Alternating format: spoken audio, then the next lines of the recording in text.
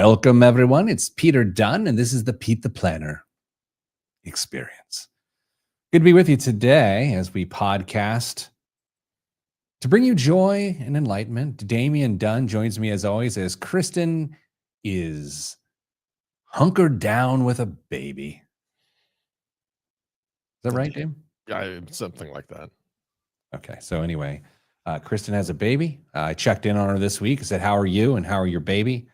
And she gave me a thumbs up or something like that. She said, "We're fine, tired, but thanks." Have you talked to her?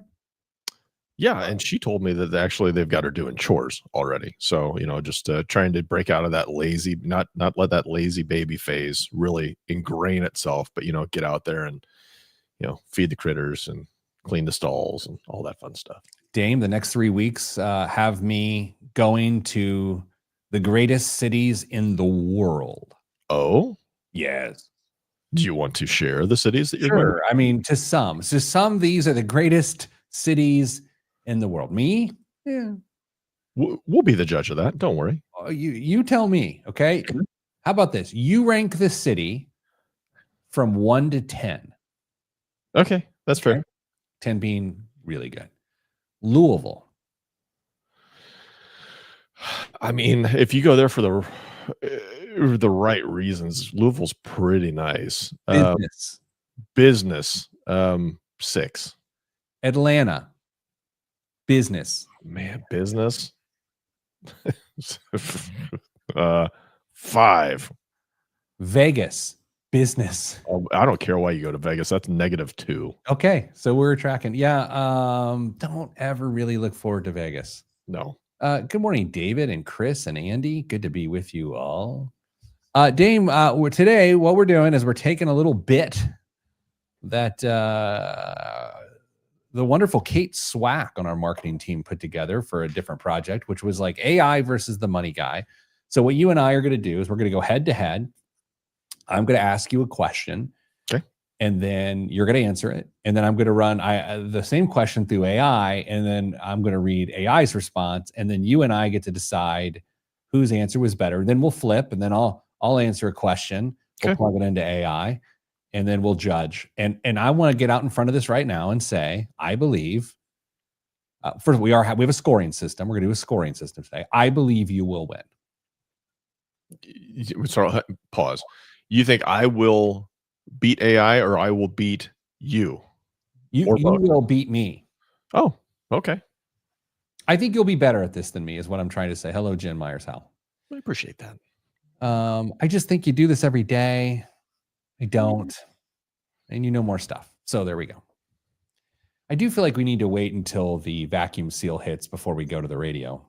I'm curious if we're going to experience it since we're doing the different recording setup as far as where the audio is being at. So we'll find out. Yeah, Dame, every week we tend to guess how long the shutdown is going to last. I took the over last time. What do you think? You took the over. Was it because what day did I say? I think you said the end of the month, maybe. I think I did too. I will also take the over on that. I'm not feeling we're heading towards come togetherness on this one. No, there's not a lot of hand holding around the campfire at this point. Good morning, Rick Swink. Good morning, Jason Brown. Good morning, Caleb Spence. We've got 1 minute until the vacuum seal hits.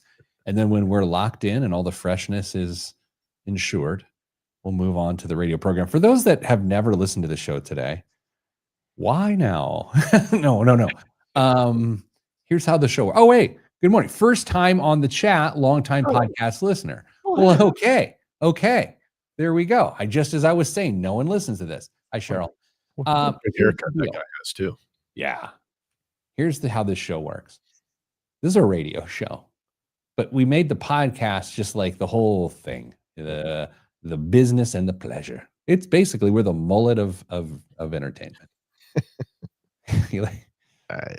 So it's what we do. Okay, so we got 15 seconds before some dumb sound hits, and then we can be professional and move on. I could edit it out, but my day does not allow that to happen. In 5 seconds, we will determine what the issue is. I'm going to be quiet in 3, 2, 1.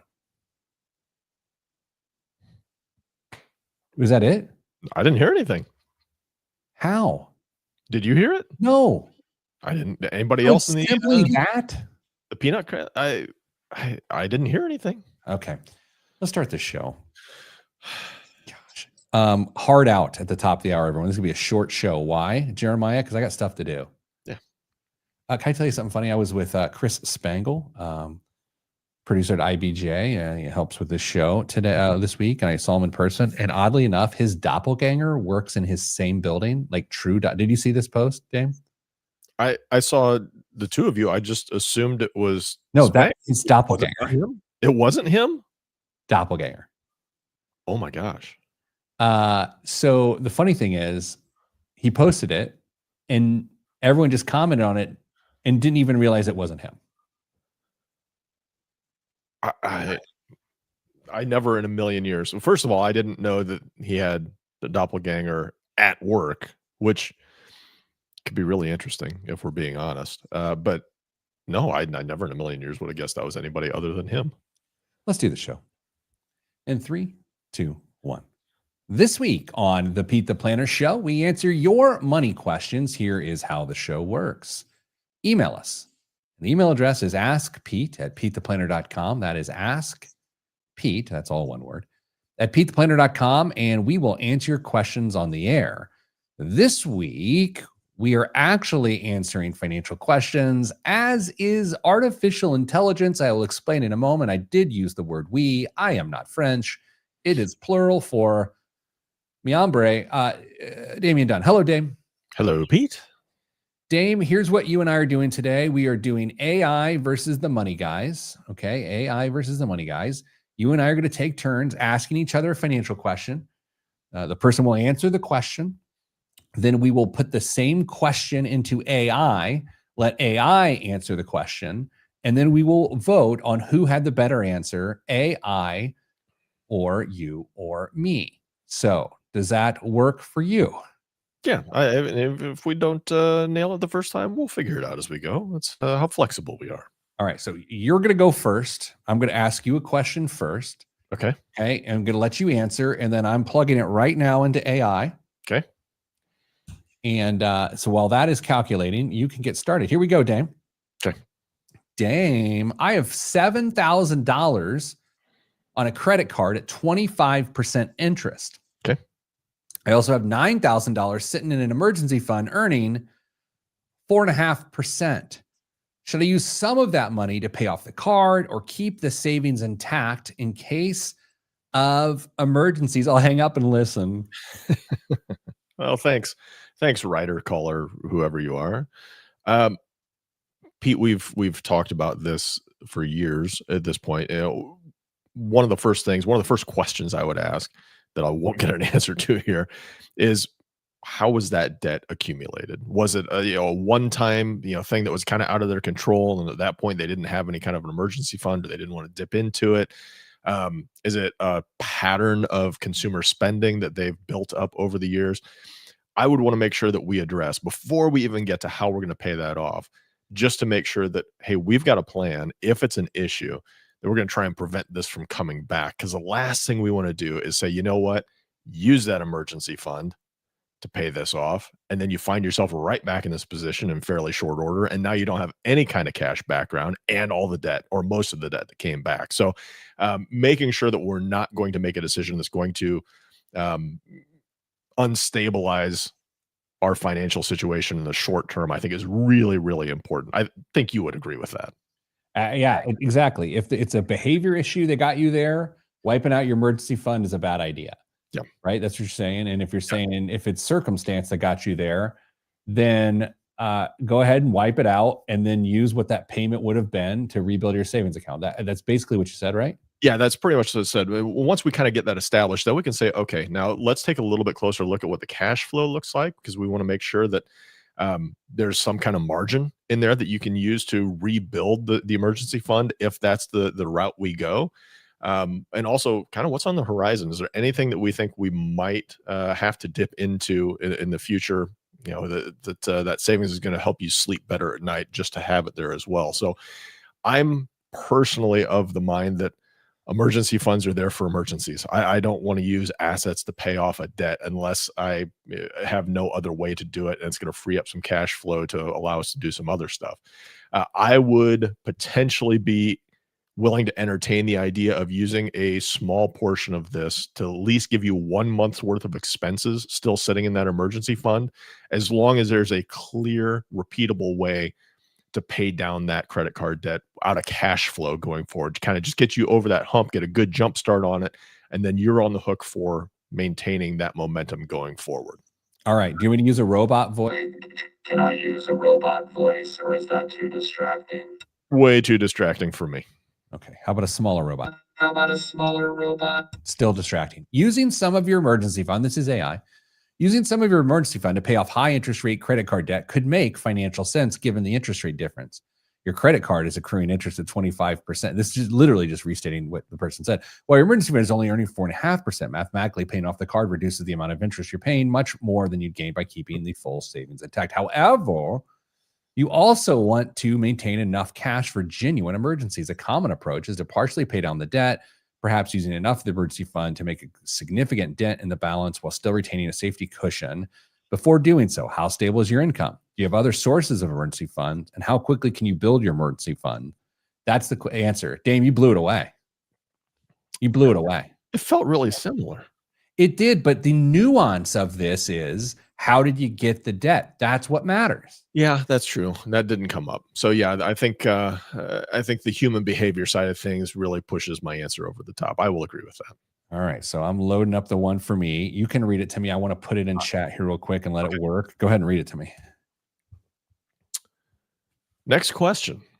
My partner and I are debating whether to buy a house. We both make around $80,000 US dollars and can afford $2,800 per month for housing. We have $60,000 saved. Should we buy now or wait?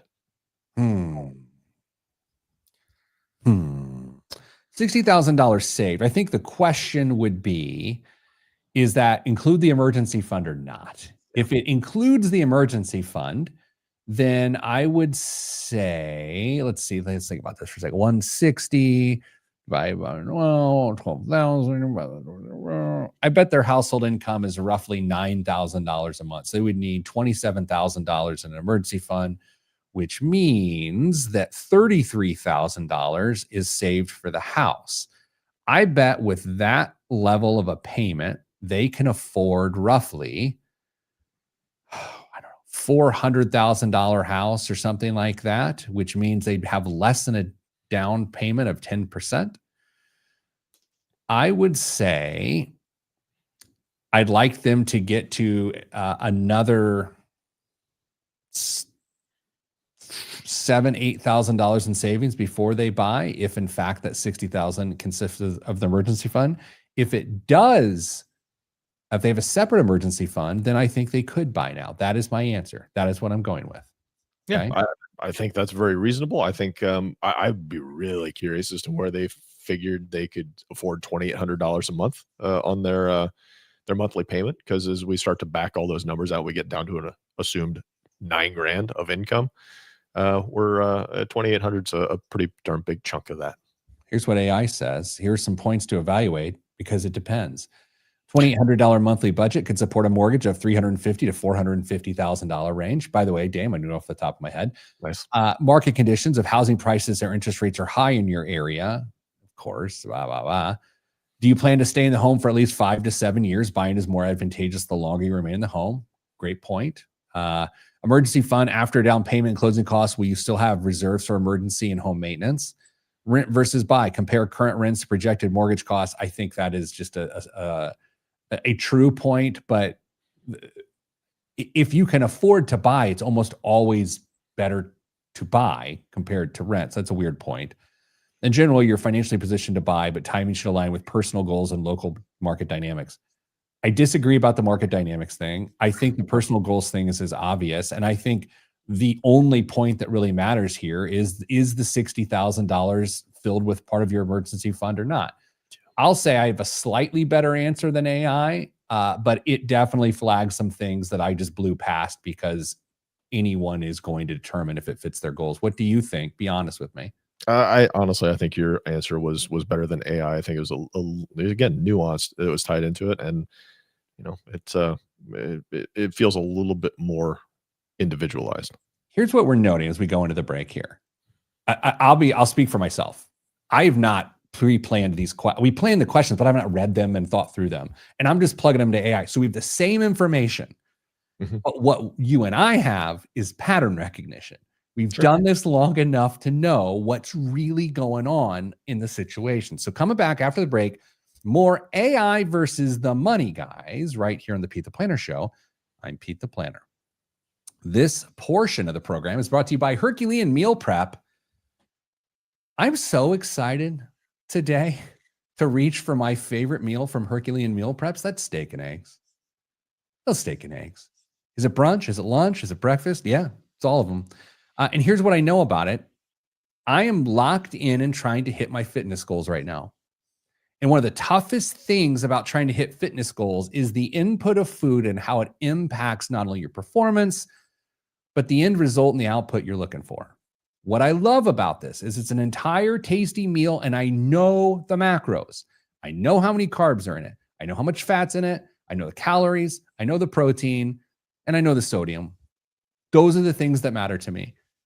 And so I have a reliable way every single day to try to hit my health goals by locking in my lunch. HerculeanMealPrep.com is where you go. They will arrive to you frozen. Keep them freezing. Keep them freezing. That's what they say. A lot of people call frozen freezing these days because it's popular. So keep them frozen. Go and get them. They last for like a year in your freezer. And whenever you want one, you grab one. I was working from home the other day, but I had to run an errand by the office. This is true. This was 2 days ago. I swung into the office, grabbed a Herculean Meal Prep from the freezer to go back home and make it at home instead of just making lunch at home. So go to HerculeanMealPrep.com. Tell them Pete sent you. I only endorse things on this show that I use and pay for myself. HerculeanMealPrep.com. Do you think they'll have like different special meals around the holiday time so that people who are meal prepping can have like seasonally appropriate meals around that? That's interesting. Like some wassail. Yeah. Yeah. Wassail pork or gingerbread lamb, or stuff like that. Of course. Here I have a goal. I don't know if the Herculean Meal Prep people listen, but we have a back channel. I want to go to their facility. I want to see how it's done. That would be interesting. I love food enough. Like I love like cooking enough that I want to like see it all done. Yeah. New guy, BM Doty, asked if he could guess where I live based off of what he's picked up over the years. He's welcome to try and guess. I'm not going to disclose where Kristen lives because she's not on here to give me her permission to do so. But if you want to try and take a swing, absolutely. She lives in a manger. Everybody knows that. No, she doesn't. The baby was born in a manger. There you go. Very close. Very, very close region to that. Yes. Dame, I told you a funny little story before the show, and I don't have time to stick around after the show, but I forgot to tell you actually the funniest thing that happened this week that I can't really talk about on here, but it is the funniest thing I think I've encountered in a couple of years, and I totally forgot, and I wish I could tell it on the show. And now I can't even hear it after the show. No, you can't. I'm going to have to actually call you later because it's Slack's not going to work. I will call you later today. Okay. All right. You know what? I kind of like the segment. Did you like the segment?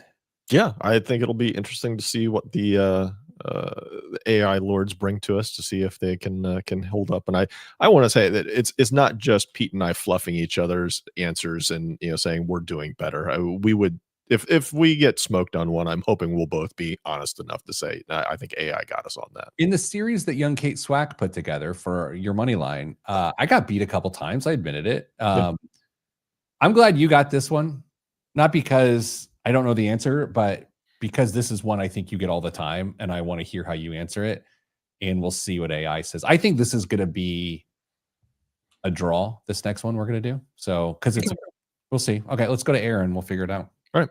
3, 2, 1. Back on the Pete the Planner show, it's AI versus the money guys today on the show. Kristen remains on maternity leave as she welcomed young Margaret into her home. So Kristen will be back in a few weeks. In the meantime, two old, bald white guys are here, and it's Dame and I. Hi, Dame. Hey, Pete. All right. So what we're doing this show is we're taking some pretty common personal finance questions that we get. We are tossing them to each other. The person is answering them. Then we're running the exact same question through AI, and we're going to see who is better. People with, I don't know, we have combined almost 50 years worth of financial planning experience. Really wish you hadn't said that number out loud, but yeah, it's got to be close. Versus infinite wisdom in the form of the thing that's going to take down humanity. All right, Dame, next question. I'm 29 and my employer offers both a traditional and a Roth 401k. I'm in the 24% tax bracket. Which should I choose, Dame? You're exactly right. This one's going to be a push on AI versus me, because I do get asked this question a lot. And here's the truth of the matter. You're going to make the best decision you can off of some assumptions that you're making about not only your own personal financial future and income, but also what the government's going to do on that side of things as well. Fact of the matter is, nobody's going to nail this exactly right in the end of things. So what you have to do is decide where you are most comfortable with those dollars going and just roll with it. In general, however, though, what the rule of thumb is when your income's a little bit lower and you anticipate making more as your career progresses, and then even potentially more in retirement than you are right now, you want to save those dollars in a Roth. Pay the taxes now, never worry about them again. At some point, however, you're going to cross a ravine that says now it is time to start getting some help with your tax situation. You're going to tell Uncle Sam, you know what? You're going to wait until I pay you these dollars. You're going to start contributing to the traditional side of things. Theory being that you're going to punt those taxes till you're making potentially less in retirement to when you can win the tax battle at that point. So you're punting when you're making more, paying them when you're making less. That just makes good financial sense. Like I said, this is a very imperfect science on trying to figure this out. So is there going to be one exact right answer? No, just a general theory and what you're most comfortable with. In fact, if somebody comes to me and says, you know what, I just want to put it in Roth because I don't ever want to have to worry about taxes again, I'm probably not going to push back too hard on that, as long as you're comfortable taking on the taxes when you're making a lot of money. So no worries there, but no one right answer on this, just whatever you're most comfortable with based off of some assumptions. Yeah, good answer. I mean, that's the answer. We'll find out what AI says. I will note this. It is highly unlikely that this person ever has a tax rate lower than 24%. Highly unlikely. Yeah, maybe. I mean, the 20, they could get down to 22. But again, that goes back to the whole thing. What's going to happen with tax brackets and tax rates? We don't know.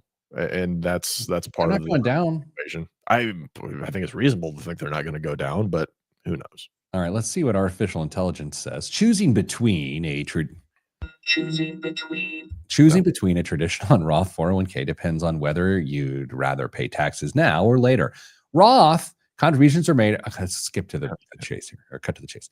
Since you're 29 in the 24% tax bracket, you're relatively early in your career and might earn more later, meaning your tax rate could rise. That suggests the Roth option could be a smart long-term move. But if you value lowering your current tax bill, traditional may help now. Some people split contributions between both to hedge against future uncertainty. Did you say that part? I didn't get directly into that. So I guess if you want to tip it into AI's favor, that's fine. But I think my answer was perfectly serviceable. I like your answer better. I don't like look, maybe I'll expose myself here. I don't like the hedge of contributing to both. I think that's kind of weird. Okay. So I actually, you mean at the same time, or just one and then making the switch to another? No, at the same time, but I can't tell you why. In fact, that, like I said, I'm being dumb, but I think it's weird. It's like when people have like 4 target date funds. Well, I think that's way weirder than contributing to both a traditional and a Roth at the same time. But Personally, this is a little outside of the lane that you were going down. I love it when people have money in both a Roth and traditional when Totally. it comes to retirement. So don't think we're necessarily saying, be all in for one and just maybe dabble a little bit in the other. If you can focus some earnings in one and then make that switch to the other, I think it gives you a ton of flexibility as you approach retirement. All right, hit me on the next one. My car's paid off. Congratulations. But it's 11 years old with 165,000 miles. Can I afford a $500 payment? I can afford a $500 payment, but I'm not excited about taking on new debt. Should I replace it now or wait until it dies? Wait till it dies. Here's what you do. You take that $500 a month right now and just save it and save it and save it. And after a year, you got $6,000. You may even have a down payment for the car, depending on, let's say it's a Honda. It's a Toyota. It's going to run forever. Let's say it's another 6 years. You save $36,000. You're paying cash, and that $500 a month gets to go fund other goals. This is easy peasy. Drive the car. No one cares. Bank the $500. Do not drive the car and not bank the $500, or you're dumb. That is exactly what you should do. There's no other conceivable good answer. And now I'm going to read AI. Here we go. Keeping a paid-off car as long as it's reliable can be financially wise. You avoid monthly payments and free up cash for other goals. However, as your vehicle ages, repair costs and the risk of sudden breakdown do increase. Time out. Okay. Dame, here's the thing. You and I have been doing this for so long that we've gotten over the fear of the binary. We've gotten over the idea that, I don't want to tell them exactly what to do because you never know. It's like, no, tell the person what to do, unless we're talking about investments specifically. And then tell it to them in a way that motivates them to take action, because where this all goes awry is when you give people mamby-pamby advice like AI is doing, and they do nothing. They do nothing. So back to AI. Here are some key considerations. Reliability. Is the car currently dependable? Who cares? Safety. Does the car still meet your needs? Whatever. Budgeting. You can afford a $500 payment, but would rather avoid debt. Waiting allows more time to save for a down payment or even pay cash. Replacing the car proactively lets you shop on your terms. If the car's running well, waiting could save money, but if repairs are looming or reliability is uncertain, replacing it with a modest car now can give you peace of mind. I blew it away. I'm going to be honest. I killed that answer. I can't believe you blew by, is the car reliable? Because if you're spending like half of what the car's worth in repairs every year, you probably ought to think about getting rid of it. And second, does it fit your needs? If I'm a young professional who had a two-door car because it was the car I drove in high school, and now I find out I'm going to have a family, two-door car may not be. Suck it up, Buttercup. Come on, those weren't complete blow-off answers by AI. I think they were, because here's what I know from doing this for a quarter century. If those were elements in this person's life, they would have put them in the question. They would have said, "Oh, we're having a kid soon, and it's probably going to ruin everything." And then they would say, "Like, I'm afraid my car's going to break down." They would say that. Dave, you and I know when people ask questions, you don't have to draw. Oh, you didn't say that you're having triplets. Like, someone would say that. And by the way, you know what? I can afford a $500 payment. Not if you're buying diapers, Jimmy. Yeah, I suppose. Why? I turned up the heat here all of a sudden. Speaking of, let's take a break. Coming up after the break, the final round of AI versus the money guys. Will people who've done this for a combined 50 years point you in a better direction than a robot with no feelings? Probably. That's all next on the Pete the Planner Show. I'm Pete the Planner. Like the pre-workout kicked in all of a sudden. Dame, no one cares about when I talk about working out, but I want to share something with you. And I already shared this with you, but I'm just sharing it with everyone else because I like to be transparent. I hurt myself again working out this morning. Body just can't take it, Pete. It can't. And my friend this morning said to me, just when one thing heals, you go and mess up something else, and you're constantly I'm like made of paper mache. I'm like a piñata at a birthday party and people are just beating the candy out of me. Was it the friend with the lazy baby? No, it was a fitness professional. Oh, okay. You know what? I just didn't want to say it, and you were trying to make me say it, and I don't like that. Okay. You want to keep going? We'll keep doing the show. I mean, it'd be really weird if I said no. I'm out. Let's be done here. Huh. All right, Dame. How do we are winning, right? I think so. Even with, I mean, mine was. Do we say mine was a push because there was? I mean, I'm okay with the push. Yours felt like a push, but like it's okay. It's such a it's a slight push. But here's what we'll do on the next one. We have one question left. Oh. Let's both answer it. Okay, you take a shot. Okay. I'll take a shot, and then we'll let AI take a shot. Okay. And then we have to then rank the answers. 1, 2, and 3. Yes. Okay. Okay. I trust us to live with the honor system on this one. Okay. We can do that. Okay. All right. Let's you want to do this? You want to just do this? Yeah. There was a news story I read this week. I'm trying to find it in my head. Some company announced massive layoffs, and then the stock went bananas. Oh, Nestle. So was it Nestle? Yeah. Is that in your news this week? No, I saw it. I thought about it, but I was like, man, I've had enough depressing news. I'm going to try and stay away from. I mean, I know how the world works. They tried to cut $1 billion, quite literally, of payroll worldwide and cut 16,000 jobs, 11,000 of them white collar jobs. And then the stock went bananas. And I'm like, I know that's how it works, everybody. Like, I get it. But every time I see it happen, it still pings a little bit. Sure. Not ping/stings. It's never that fun. No. Oh, thanks, Nestle Quick Bunny.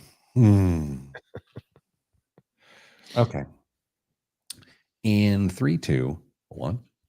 Back on the Pete the Planner show, artificial intelligence continues to serve a really good role in a lot of people's financial lives. I think it can help you day to day in work and your home life and relationships for that matter. But can it give personal finance guidance? Because there's nothing more nuanced than your financial life. Dane, before we get back to you and I answering a question and then putting it through AI and then voting on who has the best answer, I have a hot take I'd like to share with you. Oh. And I'm actually, now that I said I have it, I'm now nervous about saying I might pull back on this. It's going to anger some who listen, who find us credible, and it will hurt my credibility, but I am going to say it, and it will not. Do you want to step far away from this as just a listener and observer? I recommend that. Okay. But do you? Can I not wait until I hear what you say? I would recommend stepping away first. Trust me. All right. Okay, here we go. I would trust AI to give me investment advice before I would trust it to give me personal finance advice. Okay. You, unpack that a little bit for maybe people who are, just kind of dabble in this area or only get to this space with like 401k or employer sponsored retirement plans. What's the difference? Okay. So number one, AI is fed with data and systems. Okay. So that is to say that nothing is going to be better at analyzing trends and patterns and proper allocation like something that's programmed to do that. And so I think it is already structured to be better than your local investment advisor in that regard. I'm sorry to say that, all of my friends on here and all the people we serve. I'm really regretting this. But I will say why it's not great at personal finance is because of behavior. Behavior has an impact on investing. but not as much as it does in personal finances. You're hearing with some of these answers. I am not saying everyone listening to this should have AI run their investments. In fact, don't do that. I'm simply creating a false scenario, a false hypothetical of which if I had to choose one, personal finance versus investing, I would choose investing because I think our own behaviors, which cannot be detected, our own socialization and how we were raised, which AI doesn't know, it can't account for that. So that's my argument. How dumb is that? I don't think it's dumb at all, honestly. So if you're going down, I'm going down with you. I think it's really reasonable that, I mean, I would expect big investment houses to start using AI to help start analyzing investment opportunities for the benefit of not only their own pockets, but the investors that give them money to invest dollars. Personal finance is way more nuanced. And frankly, one of the biggest benefits you can have is actually working with somebody for that accountability level. You can, avoid talking to AI all you want. So I totally agree with what you're saying. I may or may not have taken my portfolio earlier this year, plugged it into AI and said, what do you think about this? What would you change? Yeah. Then I may or may not have made those changes. And I may or may not have incredible returns since then. Really? May or may not. I mean, may or may not really. May not have. Yeah. Again, okay, here we go. Okay. Could ask you a question, and then you answer it, and then I'll answer it, and then AI will answer it, and then we will choose who wins. Okay. We've saved $20,000 in a 529, but college for our daughter starts next year. Should we pay cash flow the first year and keep the 529 invested, or start drawing it down right away? Okay, so Dame, let's take this in the current economy with current market conditions. Okay, is that fair? Yeah. Okay, how about it? If I am advising this person or talking to him about what's going on, I would suggest that they use the 529 now, because I am really uncertain about what the next small window, next 4 years is going to look like in the stock market. And the last thing you want to do is punt on using dollars that are likely at an all-time high right now, watch the balance go down, and then need to dip into them or want to dip into them at that point in the future. So if I'm them, I'm going to at least use some of those dollars to pay for the first year. If they want to cash flow a little bit and try and give themselves a little bit of a buffer so they don't have to pay all of it out in the next year as well, you might be able to get away with it. But if they want to get lock in that win, hopefully for themselves, you're going to use it now and then plan on using more of your own cash in the future. Okay. I would use it now, but for completely different reasons. Oh, okay. Two distinct reasons. Number one, take that cash flow and put it back into the 529 to get the tax credit, especially if you're in a state that has a tax credit. So you're going to net at least $1,000 by doing that. If you're, for instance, if you're in Indiana. Sure. Number two, if you just use the money and then just eat the cash flow, meaning just leave it unallocated, then as your life changes and you gather obligations and habits, when you go to pay the cash flow next year, it may not be there. So I'd rather the person do literally both. Take the $1,666 a month that it takes to cash flow this education, plug that in to the 529, get the full tax credit, pay for this year. I don't know how much the education is, but then it gets you a jump on next year, and the next year the same thing. And by the time this is all said and done, you will have gathered an additional $4,000 or 20% of the current balance just in tax credits. So that is my answer. Okay. So I gave answer. You gave basically answer pro version. I don't know about that, but let's see what AI says. Here are the angles. Growth potential. Keeping the 529 invested longer could allow for more tax-free growth. Cash flow comfort. If you can comfortably pay the first year's costs out of pocket, it may buy the 529 more time to grow. Investment risk. With college just a year away, the 529 should ideally be in a conservative allocation. I think I just did, just for a moment, you and I were both assuming that. Mm-hmm. I think. I mean, you said that you were slightly nervous about the market, but I was assuming it was allocated in an age-based portfolio. Strategic withdrawal. Some families split costs, paying early expenses with cash and saving the 529 for later years for higher cost semesters. This can spread tax-free benefits over time. So if your cash flow allows and the 529 is prudently invested, starting with out-of-pocket payments might give you more flexibility. Just ensure you're not overextending financially. Okay, so AI completely disagrees with you and I. It goes the other way. So rank the answers, Dame. You choose. You're 1, I'm 2, I'm AI's 3. I agree. I agree. Okay, let's do this though. I'm going to put I live in the state of Indiana in here. Oh, yeah, sure. See if that changes things up. Because you and I, well, at least I made that assumption, which arguably is not fair. A bigger tax credit, by the way, in the state of Indiana, if that's where you're listening to us, than $1,000 now. Okay. All right. I'm trying to get to the. Come on, AI.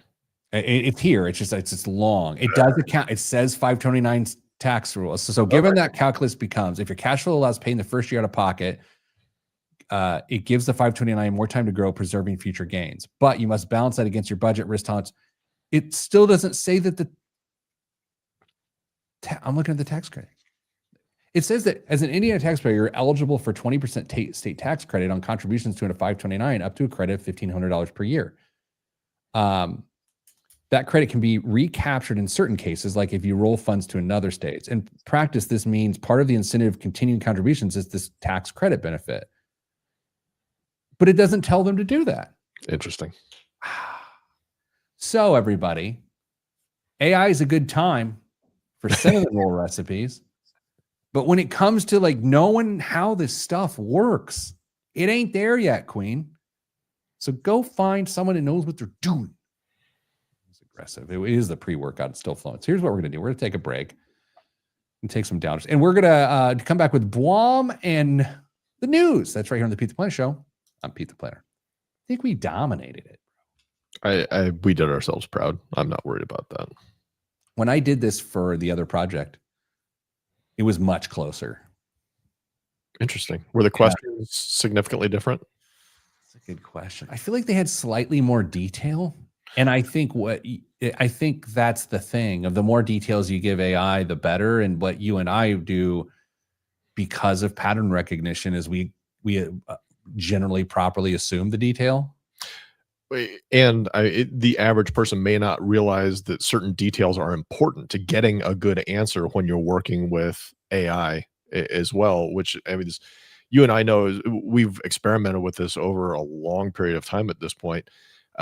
Knowing what to tell it and maybe even how to tell it becomes really, really important, the output that you get. So for the average person who's using AI for, financial stuff, you could get part of the way there, but you have to be really, really on it with what you're going to share with them.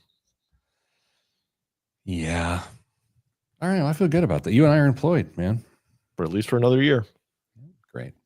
All right. As we fly through this, let's get it done. And if we want to giggle and slap at the end, we can for a little bit. I love giggle slap. Yep. Good times. All right. Dame, before we get there, come home from work last night. Been like you, a lot going on here at our businesses. Our business. So we're busy. We got a lot going. Like my brain's on fire. I know yours is, everyone else's too. Good things. Go home last night. I was like, honey, I know I'm supposed to make chicken sandwiches tonight for dinner for everybody and green beans, and I will gladly do that. I said, but I need some comfort. What do you think about just ordering some pizzas, open a bottle of wine, and just like a little comfort? She was like, I was thinking the same thing. So order the pizza, grab the wine. Pizza's about to get to our house. I open the wine, pouring the wine. Her phone rings. Our daughter calls. She got a little injury at cheer practice and needed my wife to leave and go to the school to deal with that. Pizza arrives. And my wife's just like, I don't know when I'm going to be back. Just eat and then warm it up for us when we get there. So I'm just sitting there by myself, drinking wine and eating pizza while my family's in distress. And it did not hit the way I wanted it to, and it just ended up being like a sad thing, you know? Oh man, that's setting up to be just an epic evening. And yeah, kids again mess everything up. Right. That's it. I had a woman tell me this week. I was speaking at an event. She came up to me. She's like, "Oh, she said, "Oh, I used to watch you were on the local TV station when you were younger." I was like, "What a weird turn of phrase there." Yeah. When you were younger. I mean, she's right. I mean, that is how the space-time continuum works. Is the past is always me being younger, but it's just like the word choice had me going, you're not, you think I've aged, huh? I mean, you could have pointed out that that means she was younger when she was watching you too. I was thinking. It didn't say it. Yeah. I visited your kid's school, not to hop back there last weekend for a big swimming event, and my kids were amazed at the length of some of those hallways in that school. How about that natatorium, pal? It's amazing. There was a clip of a world-class swimmer being interviewed after one of the races that I believe she won. She was like, "Yeah, I showed up to it's a high school in Indiana, and there are two 50-meter pools." And she said, "I think we have one of these in my country, a facility with two 50-meter pools, and this is just a high school in Indiana." So, yeah, it's an amazing setup. That's definitely something a community can be proud of. The house that Plum built. Yeah, I mean, all right, now we're in the weeds. Okay, let's go. 3, 2, 1. This week's biggest waste of money of the week, right here on the Pete the Planner Show, is the Dream Aqua 10 Ultra Roller. Dream's Aqua 10 Ultra takes robot vacuums into the future, combining a self-cleaning roller system with real-time freshwater mopping, auto seal, carpet protect, and 212-degree Fahrenheit self-cleaning. Its AI navigation maps and avoids obstacles with precision, while Flex Rise suspension clears thresholds and carpets up to 3.15 inches without slowing down. Voice control lets you prioritize carpets or boost suction on command. Time out. Okay. Now let's just keep going there. When the job's done, it returns to its dock to empty waste, sanitize, dry the roller, and refill with water and cleaning solution. Marvel at up to 100 days of fully hands-free cleaning at just the sound of your voice. Dame, what do you believe? Any questions, or what do you believe this costs? No questions. My personal opinion is I don't think these things ever work nearly as well as you hope they're going to work. But this is going to be like $1,000. List price $1,599. Currently on sale at Amazon for $1,279. And we're going to do something we never do on this show. We are actually going to read a 1-star review of this product. Oh, won't let me in. Oh, boy, that backfired. Oh, boy. Just wanted to read a 1-star review. Let me see what I can try. Okay. Boy, that really I mean, I haven't had something backfire that bad. Oh, here's one. I've been a long time Dream customer, X40 and X50 owner. And while the vacuuming and mopping performance of the Aqua 10 Ultra Roller is excellent, the overall reliability and product quality are disappointing. The good? Sucks strong. Actually says strong suction, but sucks strong is a funnier turn of phrase. Picks up dirt and pet hair well. The bad, the device frequently reports that the detergent tank isn't installed when it is. During cleaning runs, it often gets tangled with dog fur. The dustbin clogs quickly. The robot has crossed no-go zones. I set up the app, which undermines its reliability and dependability. So, Dame, this is your point. I feel like that's the whole experience with that. Yeah. It sounds great. The box looks amazing. The promises are gigantic. And in reality, it's just going to be a mess. All right, Dame, what's in the news this week? The Department of Justice is now sitting on a pile of Bitcoin that would make even Satoshi's earliest followers jealous. The government seized about $15 billion worth of the digital currency from wallets registered to a business owner it claims was running a massive pig butchering fraud ring. The DOJ called it the largest forfeiture operation in its history. Now, let me get to the important part. Yes. Despite the name, pig butchering involves no actual pork chops.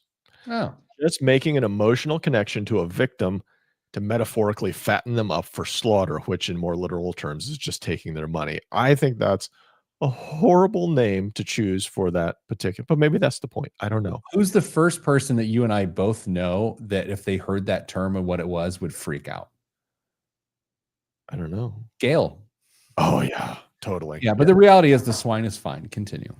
DOJ is accusing Chen Zi, the founder of and the head of a Cambodia-based multinational conglomerate, Prince Holding Group, of actually heading up an international criminal operation that has caused, quote, billions of dollars in losses and untold misery to victims around the world. In an indictment filed in New York, prosecutors allege that the company trafficked people into forced labor and made them engage in scams where the victims handed over crypto they were falsely promised would be invested. Although the DOJ has the Bitcoin, Chen remains at large. This is a horrible story. That is awful. Yeah. So it actually combines both cyber crime and actual physical crime. Yes. Human trafficking and cybercrime. Yeah. Hey, thanks for bringing that up, buddy. I mean, and it had pig butchering in it. So, I mean, it's great call on reading that story. I like it. Yeah. No, this totally is what I needed. Good. I'm glad. Did you have anything else that's good like that? Sure. With a name like Schmuckers, its lawsuit has to be good. Huh? Ooh, I like that. Company Actually, that's great, man. Okay. The company famous for grape jellies suing Trader Joe's, claiming the grocery chain copied its popular Uncrustable sandwiches.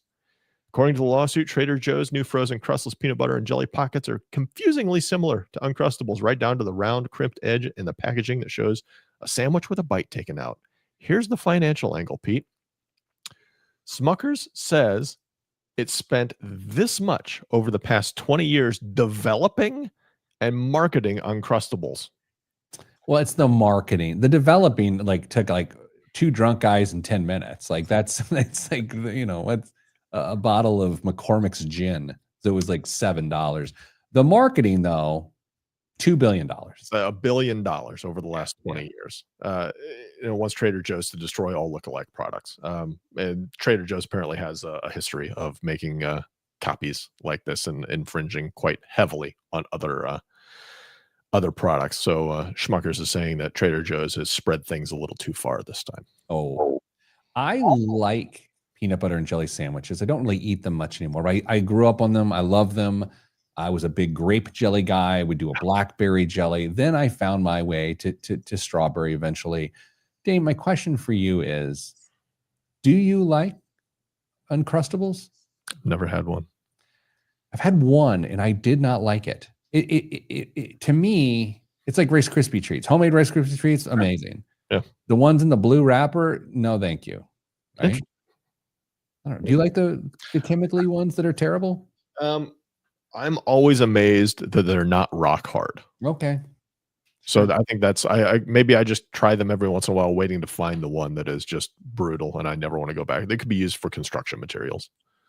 What else is in the news? So far, we've got pig butchering and Uncrustables. Are you going to hit the parlay on the third one here today? What do we got? You tell me. The U.S. Mint has unveiled the 2026 designs for its American Innovation $1 coin series, celebrating innovators and inventions from the great states of Iowa, Wisconsin, California, and Minnesota.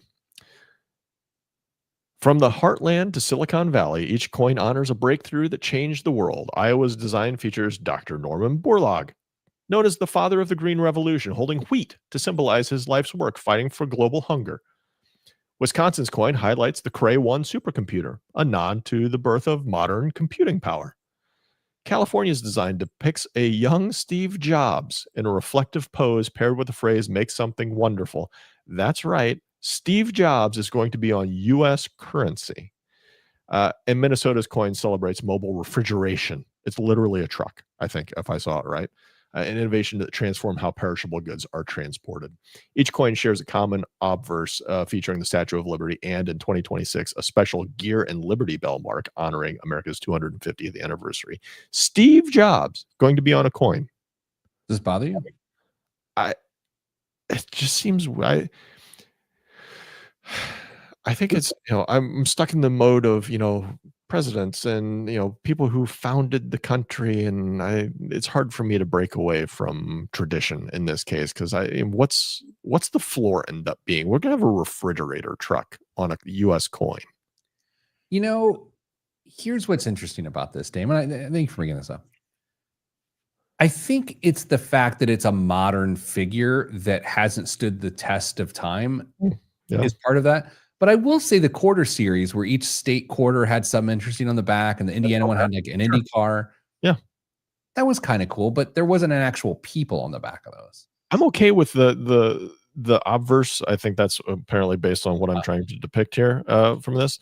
I think that's fine, but I think you keep the tradition on the one side. Keep the president. Keep Washington there. Well, Dan, we did it. We did a show, AI versus two money guys. We won. I'll just say this: Anthropic and Perplexity, and a lot of these AI companies are probably going bankrupt today, based on what you and I just did to them. Now, are they currently combing through our lives and sabotaging us digitally? Yes, they are. We are toast. So we may not even be on the air next week. But I'll say this, I'm sending everyone else good vibes, because good vibes are all that's in the budget. I'm Pete the Planner, and this has been the Pete the Planner Show. Wow. That was smooth as Jif. Creamy. Yeah, probably better. All right, Dave. All right. Well, we did this, and I still 3 minutes to refresh and go interview a guy. So good times. Good for you. That's 2 weeks without Kristen that we've done so far. I think we've held it together longer than most people anticipated. By the way, if you're still listening to the podcast right now at the end of the show, I complained last week about the sound quality of our podcast. Did I do that on the air? Yes. Okay. I'm doing something about it this week. So let me know if you think it's better. Yeah. We'll see. We think we're doing it. It's going to take me a lot longer to edit. So let's talk over each other real quick, because this is what I'm trying to fix. Because I know. If I talk over each other, we should be able to hear really both of us and not just cut us out. Stay getting money.